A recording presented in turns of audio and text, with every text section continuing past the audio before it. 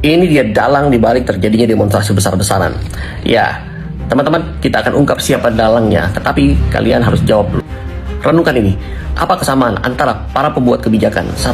PPN 12% pada 1 bulan Januari. 2. Premium oplosan dan kemudian tabung gas LPG. 3. Kasus nikel ya di Raja Ampat. Kemudian 4 pulau dari Aceh dipindahin ke Sumatera Utara. Kemudian pemblokiran rekening oleh PPATK. Tanah rumah nganggur lebih dari 2 tahun disita negara. Kemudian pagar laut yang diperintahkan presiden untuk dibongkar tidak jadi dibongkar. Dan sekian banyak masalah-masalah polemik yang muncul justru dari kebijakan-kebijakan ngawur. Apa kesamaan dari pembuat kebijakan ini? Mereka sama-sama termul.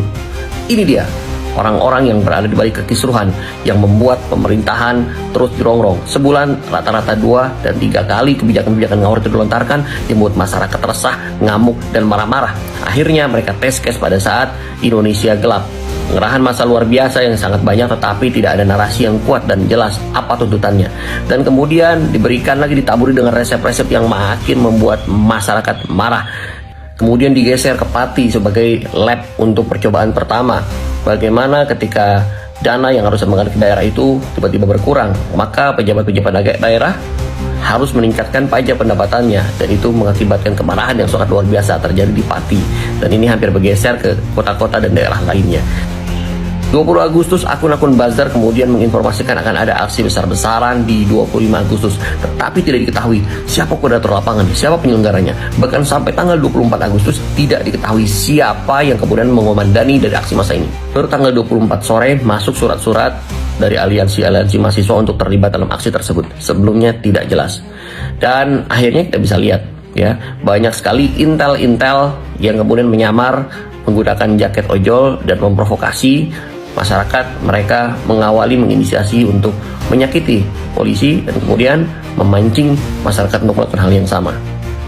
Puncak kebiadaban itu terjadi pada saat 28 Agustus kemarin yang menewaskan satu driver ojol yang bernama Afan Kurniawan. Turut berduka cita sedalam-dalamnya dengan keberingasan Brimob yang menabrak dan melindasnya. Agar muncul stigma negatif ke pemerintahan bahwa di rezim ini terjadi pelanggaran HAM, maka harus ada korban. Dan ini didesain dengan sangat apik sekali, sangat disayangkan betul. Maka saya akan ingatkan kembali apa yang Bu Kony pernah sampaikan sebelum presiden dilantik. Prabowo hanya dijatah 2 tahun berkuasa, dan ini disaksikan oleh Rosan Roslani yang sekarang jadi CEO dan Antara. Artinya setelah dilengsarkan 2 tahun akan ada Fufufapa yang kemudian memimpin negara ini. Kalian ikhlas?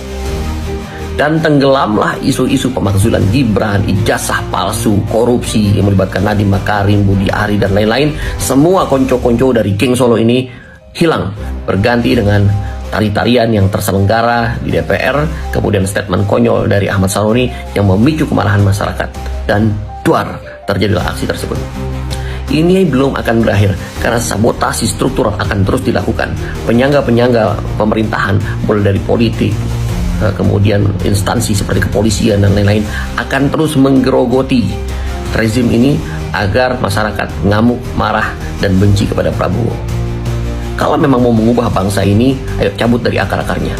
Bersihkan negara ini dari parasit-parasit yang merugikan. Bersihkan pemerintahan dari termul-termul yang terbukti berulang kali mencoba mencederai citra pemerintahan dan berulang kali membuat kebijakan-kebijakan ngawur.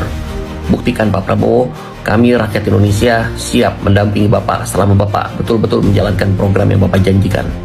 Sekali lagi rakyat Indonesia, jangan salah arahkan emosi Anda, tapi lihat apa penyebab ini terjadi dan siapa yang diuntungkan dari kasus-kasus yang terjadi saat ini. Siapa yang rajin berhutang dan berhutang sehingga kita menanggung bebannya, sehingga pemerintah harus menaikkan pajak berkali-kali lipat. Siapa yang membuat kebijakan itu? Ayo termul, komentar.